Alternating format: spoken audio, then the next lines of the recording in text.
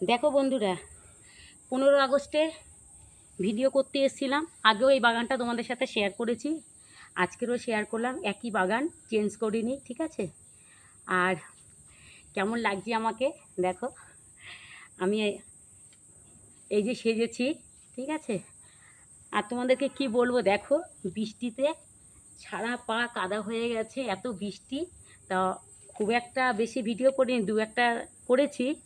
আর এরপরে কাপড় পরে ভিডিও করব, তখন তোমাদের সাথে আরও শেয়ার করব, ঠিক আছে? ঠিক আছে, চললাম বন্ধুরা, সবাই ভালো থেকো। এইটুখানি শেয়ার করার ছিল, কারণ বুঝতেই তো পারছো 15 আগস্ট সামনেই, ঠিক আছে? হাই।